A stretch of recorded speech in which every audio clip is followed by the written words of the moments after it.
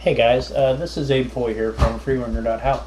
So I want to give you a video on how do you install and load the bit streams for the KU115 or the KU1500 from TUL.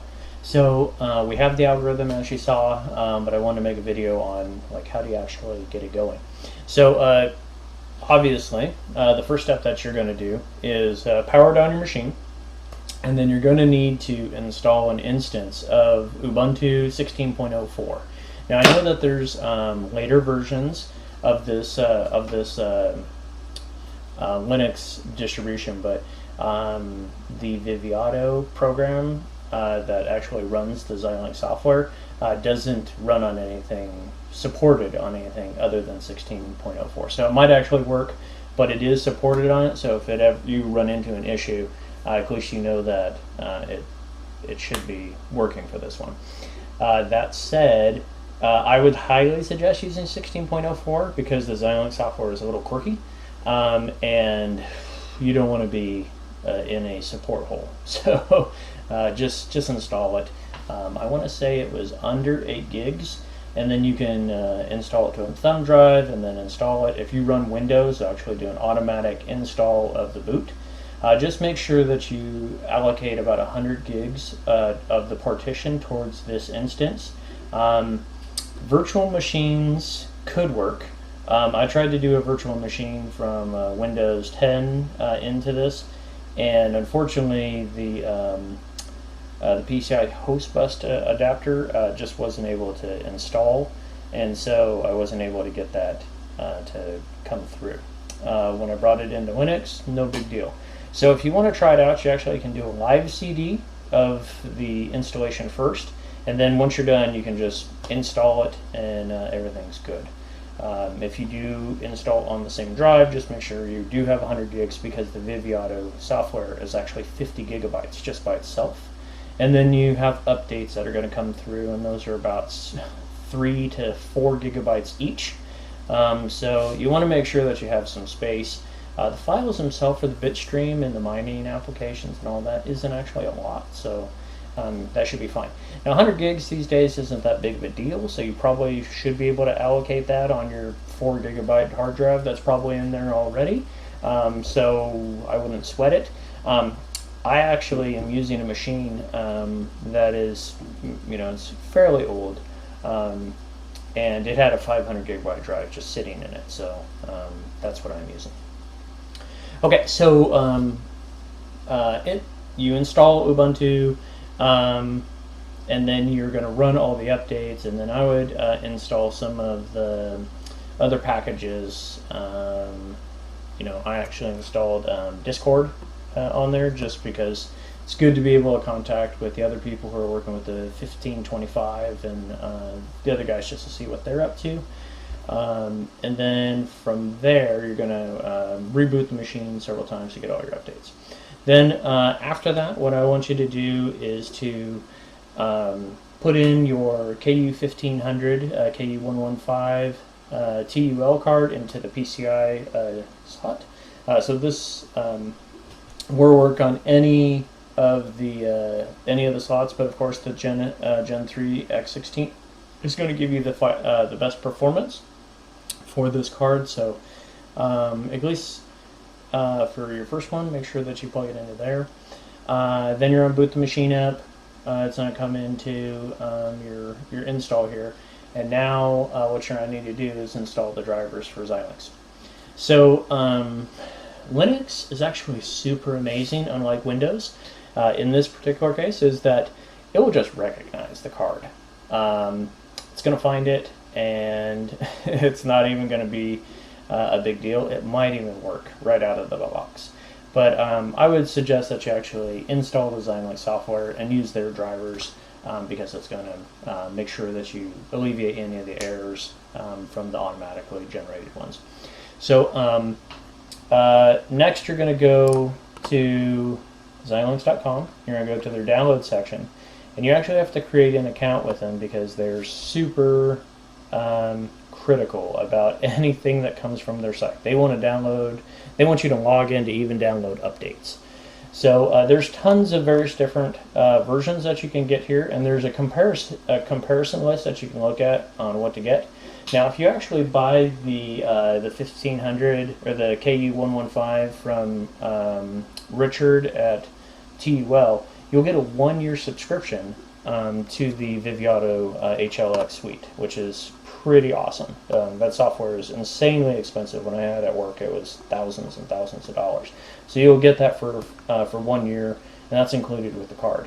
So that's pretty cool. Make sure that you keep a hold of the serial number on that, and it does lock to the node of the computer. It is not a site license.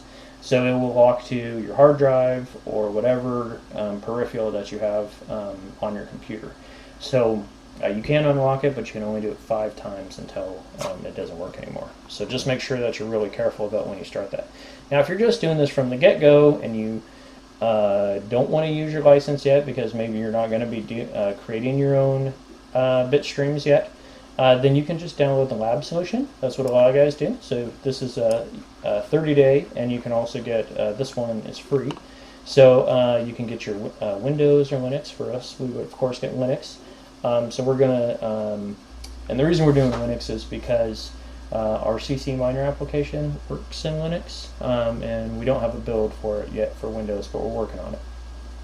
So you'll download this guy, and then you're going to have to sign in, and then you'll download it, and it's going to take forever well, actually, to download the first install doesn't take very long. And then from here, you're going to install your zip file. You'll notice I have the Windows version here, so you'll that's the SDK. You're going to download the Xilinx software here, and then you're going to install that. And there's actually an instruction that comes with it on how to install it for both of them. So now it's going to take a long time. So it's going to download 50 gigabytes down to your computer. Depending on your internet connection, that could take hours to, probably at least an hour, I would guess. Some of you probably have awesome connections. And then it's going to give you it's right in the install. It says there may be some drivers that aren't installed with that, and it does install quite a bit of them, but we do actually have to install the driver for it just to kind of like full circle this. So you'll install it, reboot the machine. It's actually going to come up and it's going to say, hey, I have another update. You can run the update if you want right away, or you can postpone that. Then what I'm going to do is I'll include this file, the KU115 1500 manual.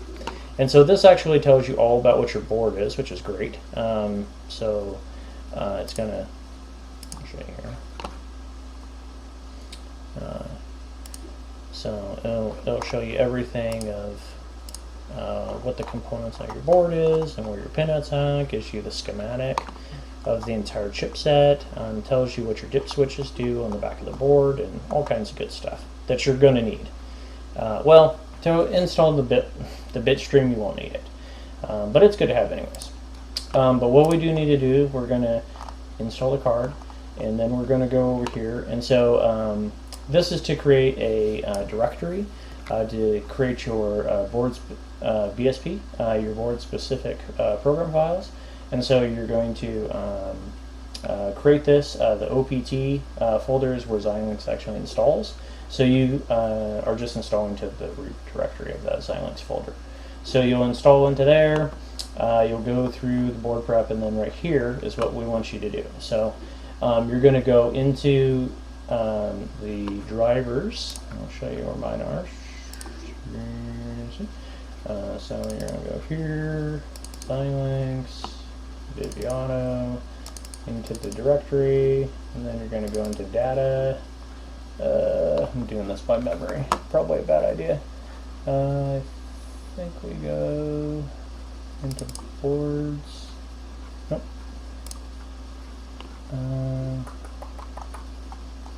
See, this is what I get for trying to do it right off my head. Let's see, maybe into bin.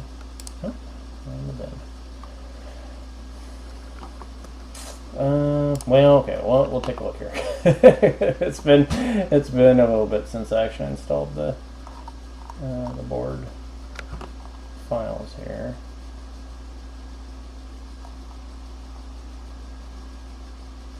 Let's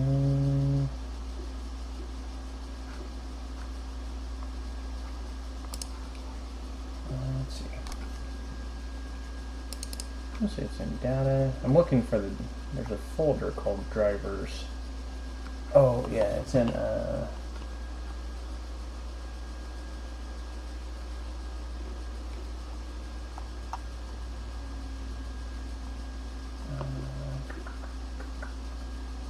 Zycom. Yeah, so it's in Zycom, and then we're going to go into cable drivers, the install script, and then you're going to run the install script.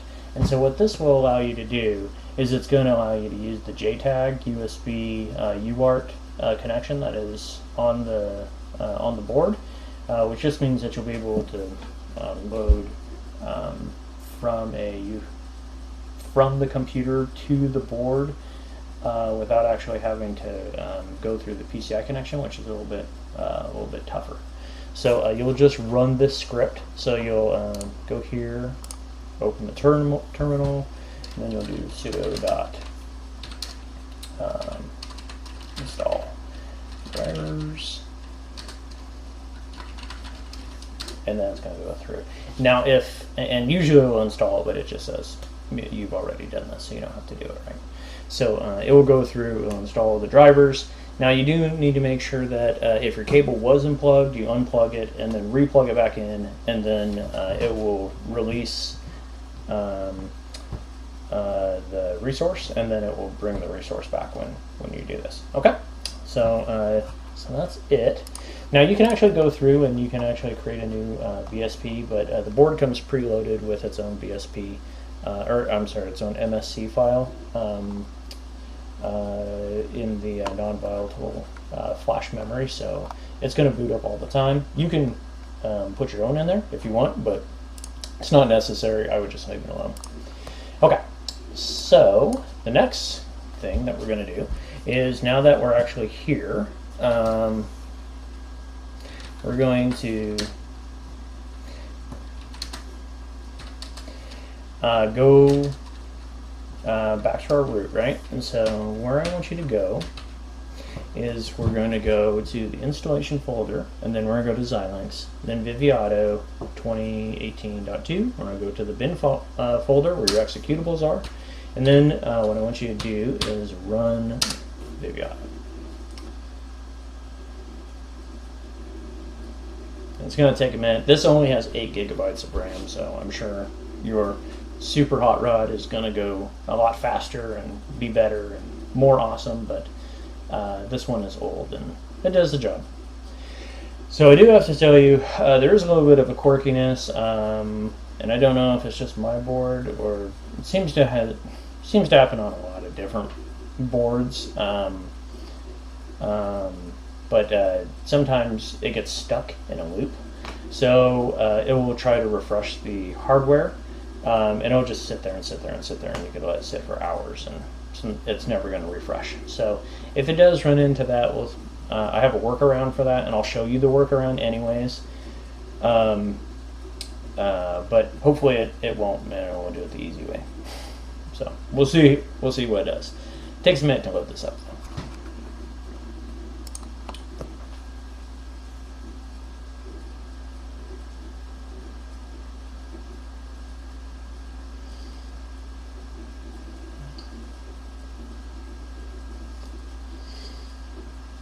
Okay. All right. So if you were actually going to create a bit stream and do something, you can actually create a new project and build your own algorithm. Or if you have a configuration folder, you can actually open the project and do that. So if you want, there's a lot of open source Bitcoin miners out on the net, so you can snag those and grab those cores and do a partial reconfiguration, get your board going, give you a little experience. I'm looking actually to do a little video on that coming up as time permits. So I guess stay tuned for that. So we're going to just open the hardware manager and make sure that your USB cable is plugged into your board right now. So at this point, the PCI card should be plugged in to your card, or plugged into the motherboard. The computer's on, obviously. And then the USB cable is going to go from the back of your FPGA into one of your USB ports, but not a USB 3 port. It has to be a USB 2 port. So we'll do auto connect. We'll see if it's going to be nice to me or if it's going to be mean. So it's connecting, and so it's going to, we see refreshing hardware devices. Looks like we got, yeah, it's going to be mean. Okay, so in this MCS file, they actually have 4 of these MIG configuration files, which is for each one of your blocks of RAM. And so it's actually just checking them out. Now, the other 2 slots are fine. It's just, you can actually run this, right? Like, you can continue to exit and close it, and after the 3rd time, it'll probably work. But I'll show you a little workaround that is pretty much guaranteed. So if you click cancel, it's going to sit there and cancel. And again, it's not going to cancel because it's stuck in a loop. And it will probably eventually time out, but I'm super impatient. So you can actually just go over here. You can go to exit, abort the program, and then we're going to just open this back up.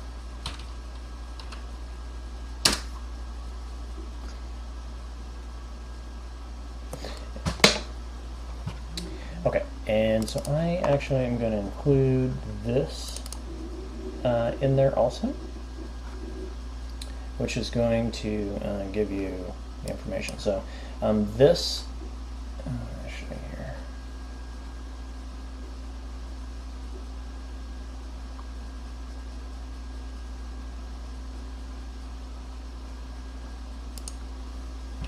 that is one, and I'm going to take that out.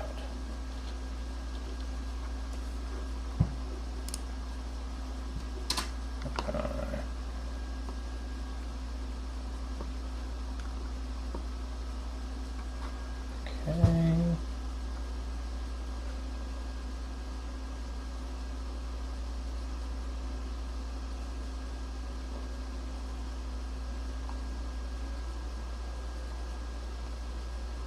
All right. So I'll kind of show you how we're gonna work this. I missed a part of the configuration file, so I'm building it as we go here. Okay. I should have done this originally. Maybe it will actually work for us, but I kind of doubt it. So what we want here is it's connecting. And we want that right there. Yeah, see, now it only did one of the files there. So we're gonna, what we're gonna hung up on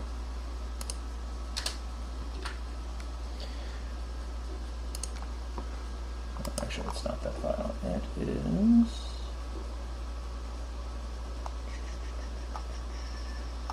connect. Let's see.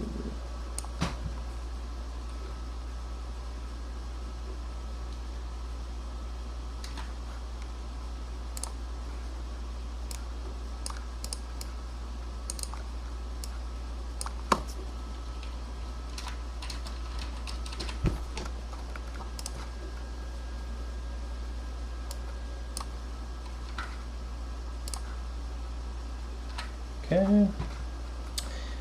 All right.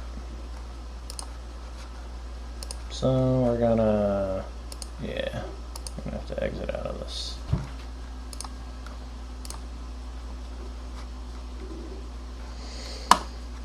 Okay. Now you can also check to just see if it is running anymore down here, and it looks like if it doesn't say Viviado in the system monitor, then you're good. That's the equivalent of like the task manager.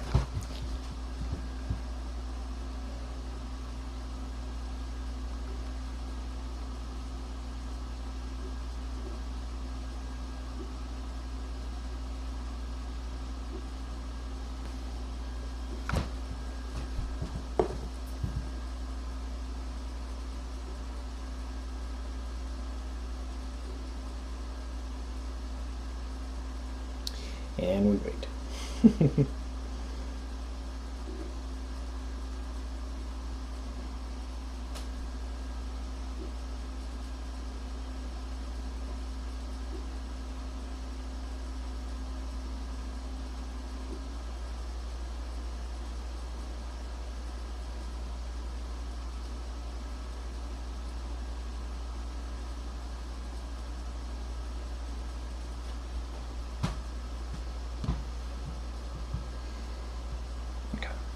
Alright, so I'm going to come in here. Let's see what I got. Connector,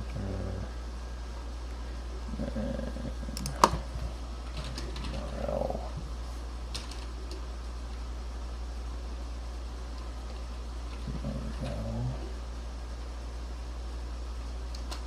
Almost 30, 21. Alright.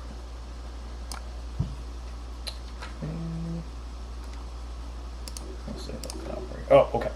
So, yeah, we'll kind of describe this in a second here. So I'm going to first just connect to it locally.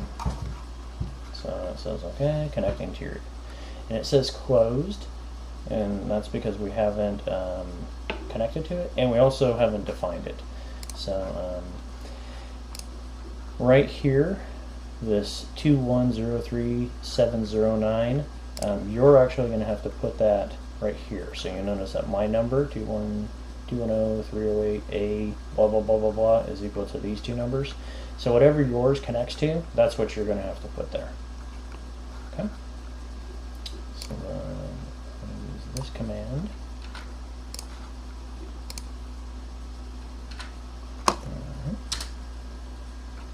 Okay, and now we set which device we're connecting to, and we're going to connect at the fastest connection for the USB. And then finally, I'm just going to open the target without the refresh. So the issue is our MCS file is just, I actually think that I just need to reflash the MCS file and then it's going to work. But I haven't done it. Okay, so from here, we get to program it. So we're going to go to program, go here, and then we're going to go to our home folder, and then you'll go to your downloads, go into your bit streams, and so this is 1 core, and then this is 10 cores at 250 megahertz for the clock speed. And go ahead and just program it.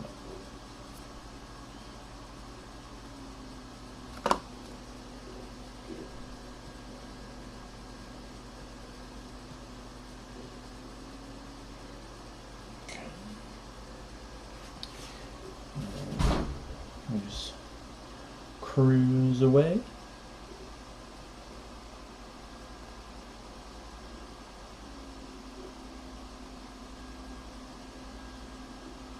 Okay, all right. So now at this point, we can actually check out the temperature of the board if you want.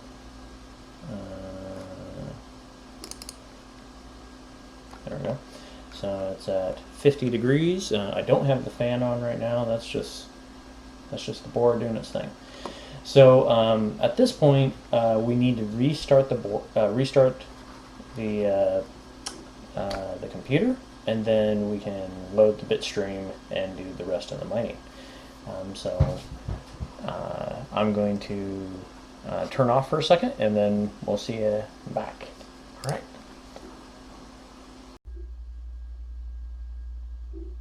Hey guys, I'm back. Okay, so from here, what we're going to do, the first thing right off is we're going to load up Viviado and open the hardware manager. And the reason why we're doing this is so that we can check out what the cores are and get it going.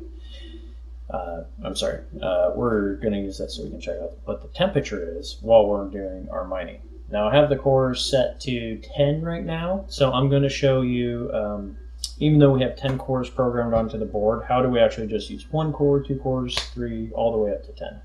And as we continue to do this, I'm going to have to turn on my box fan because the case is open on my computer, but the case has like no airflow in it, so I'm sure you guys have better cases. Again, I was just trying to get something together for you so that you can so that you guys can use it. But I'm sure your hardware is actually going to outperform mine, which is kind of funny. But you know, that's how it works sometimes.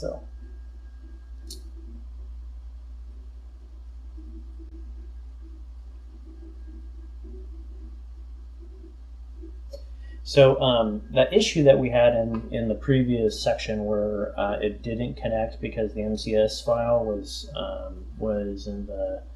trying to load and was trying to refresh that. Well, that's not going to happen this time because we loaded the bit stream, and so the bit stream overwrites that section of the board. Well, it doesn't overwrite it, but it becomes the primary thing that's being used. So once you actually find a bit stream that you really like, you can actually flash it with an MCS, an MCS file, and that will make it so that whenever you boot up the computer, you don't actually have to go through all of this. It will just load up, and it'll be permanently in there because you flashed it to the flash. You can only do that 1,000 times though until the flash is no longer good anymore. So just make sure that you use it sparingly.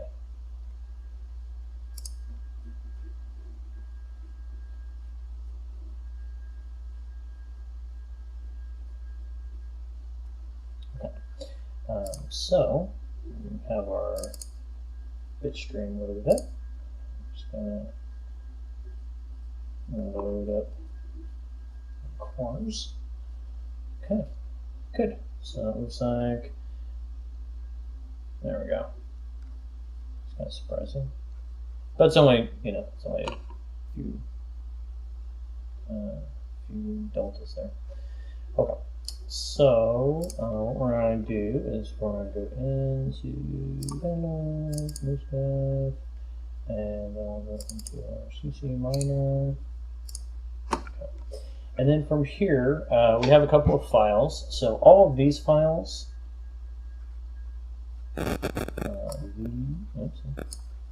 these. All of these files are used in CC minor to be able to to load all the things CC minor needs. This is, of course, your script. So we'll go into that for a second, and then that's actually the application. When you first download this on your application, you may not actually be able to run this. And I'll show you what happens. So this allow executing file as a program. A lot of times it'll be disabled, so it'll actually look like that. So let's just do one core for now, and I'll show you what happens here. Okay, so we're going. Oh, I guess we should. Well, let's run this real quick so you can see. And you're doing a sudo, so it's asking for a password. And it says, hey, permission denied. And you're like, what the heck? This thing should be working. Well, the reason is because this is not enabled. So you just check that right there. Okay. And now it should work. So let's take a look at what we got in here. It's pretty simple. We have what the bus is on the board, and it needs to connect there. So we need to discover what your file is or where your PCI connection is first. So hold on for just a second.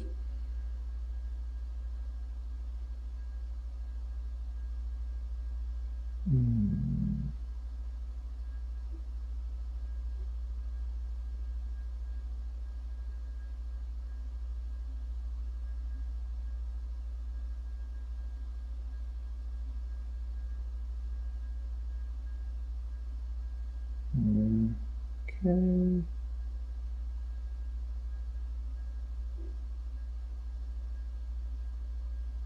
Okay.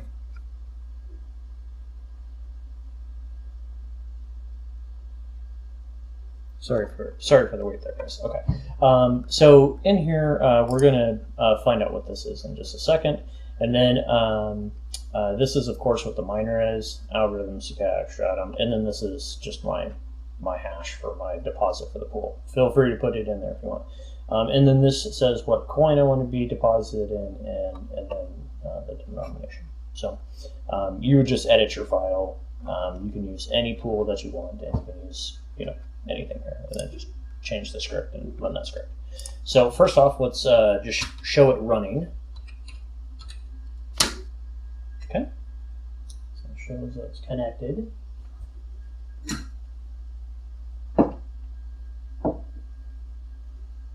And like I was telling you guys before, that 16.8 gigahashes per second, I wish that was actually what it was doing, but in reality that core is doing 250 megahashes per second for just that one core. And so you'll notice that the temperature is starting to increase.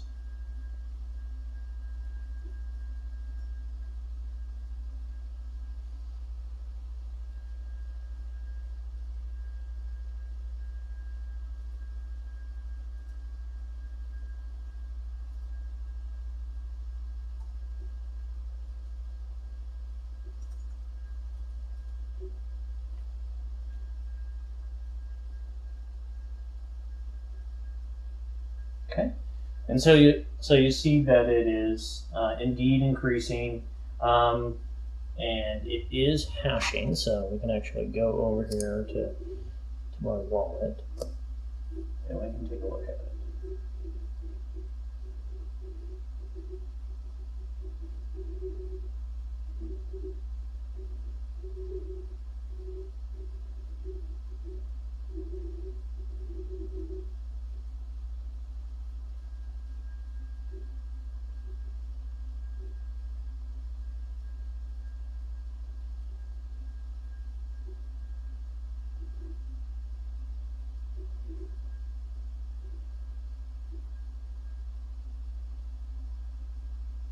Okay, and so we'll go to, oops, I have no clue what that just went to.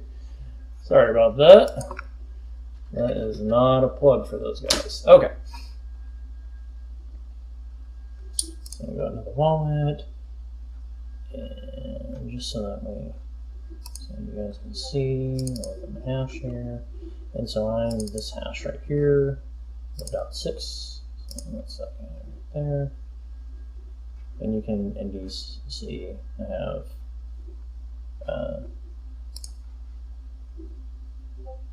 some that are coming through. And it should show, yeah, see, I'm at 88 hash per second, mega hashes per second. So not super exciting, but it is only one core, and we're not overclocking it. We're not doing anything to it. It is just straight up what it is. So where's the video? Okay, so we're at 50C. So we can kill this now, and then we'll go over here, go to cores, and let's do 5. You can do anything, right? You can do 5, you can do 2, you can do up to 10.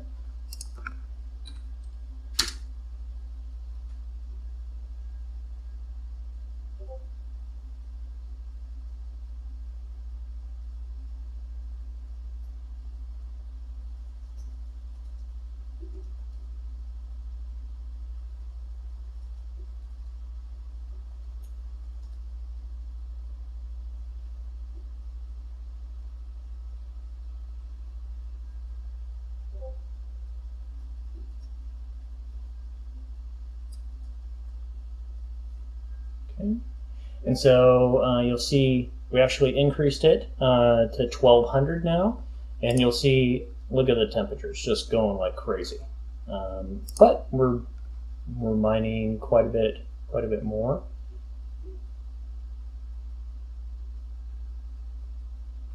And it does, let's see where it stabilizes here.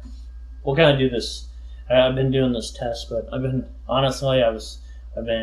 trying to see how fast it can go versus stepping it up like I've been telling you. So we'll go through the whole procedure that you should go through.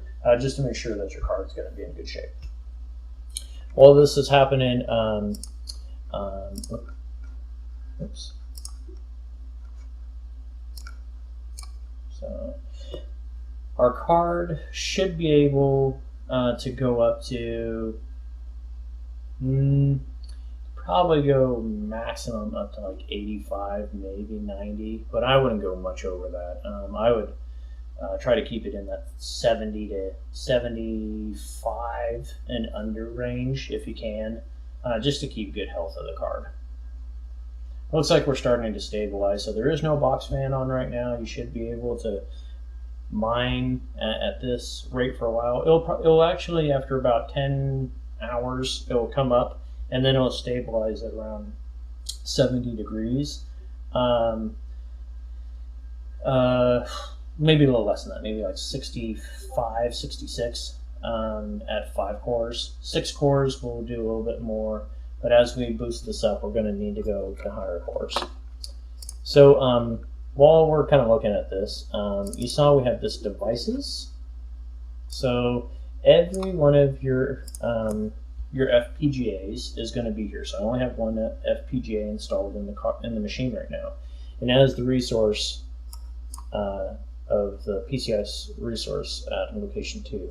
So it could be at 1, could be at 3, it could be wherever. It depends on how many.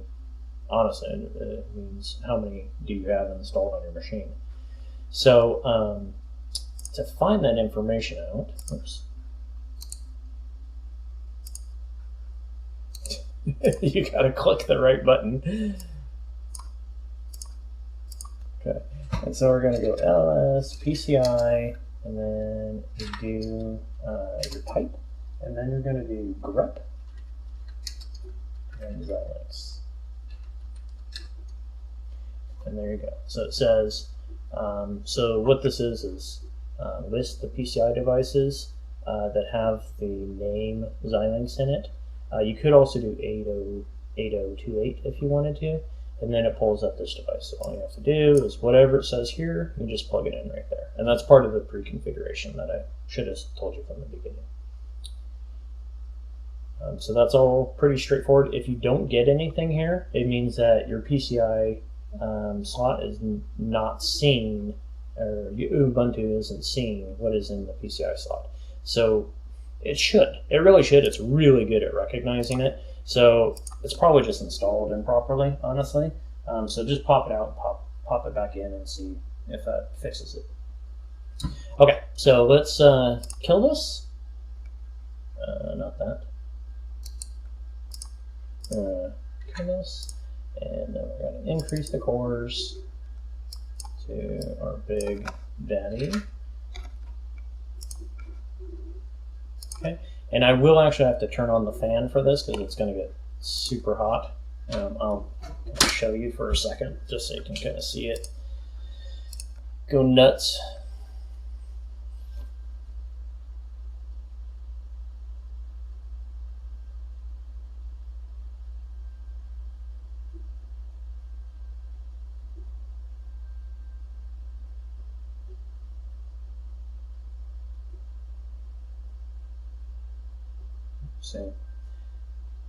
So now we are pulling out 25 megahashes per second, or I'm sorry, 2.5 gigahashes per second, and our card is steadily increasing in heat. So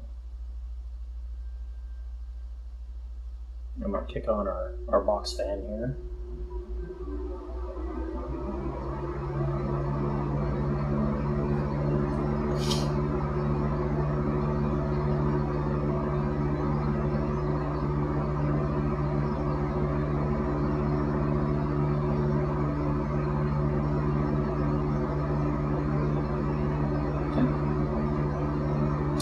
And there we go, guys. So if we go back to our pool, we can refresh what we got. Show the hash rate going up. We got some immature coins here. We got 1.4, which was when we were mining at 5 cores. Looks like it has a it up. Now you notice this reject rate. That's something kind of interesting. Is 5 cores seems to be not. It's super great for heat, but it's just slow enough in the mining pool to accept things that are too big for itself, and it can't actually process it quick enough to be able to get it out there. So once we actually get up to a higher hash rate, my reject rate is 0, which is pretty incredible.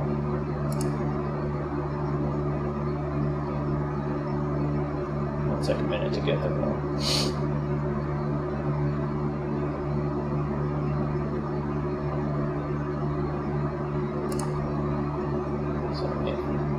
Stabilizing just a little under 72, which is great.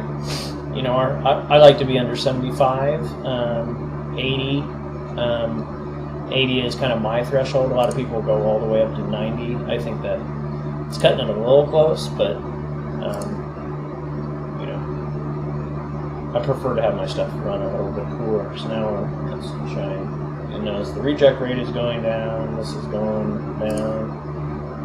And we're getting nothing but yeses here. You can see, and you actually can see the difficulty, so you know that we're physically running this right now as of 8/12/18 at 11:29 p.m. And so you can see, you know, how this is working out. So I'm just really excited. It's been a long time coming, and I'm so excited to get this out to you guys. You've been patient, just so incredibly awesome.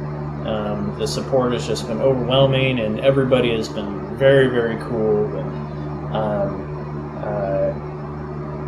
it was kind of funny. I had one person that said, "Hey, you know, that's not as easy as you think it is," and he's right. I really underestimated how long it was going to take.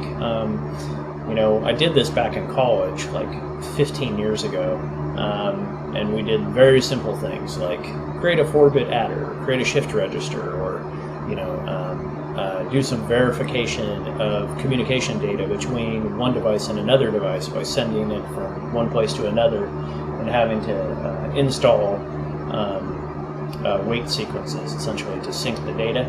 Well, actually, better than that. But this is everything. Oh man, we had to work so much. So I really have to say thank you so much to my developers who helped me build this out, to our partners over at TUL and actually on Discord to be able to help this all happen. So we really, really appreciate the community. Everybody is just awesome, and we really hope that you guys enjoy this and that you find something super valuable out of this, and I hope that you guys make some money. That would be great, right? So there you go. So 2.3 with a reject rate of nothing and about a 15% share rate. You know, since we get in here, share rate is around 22-23%. So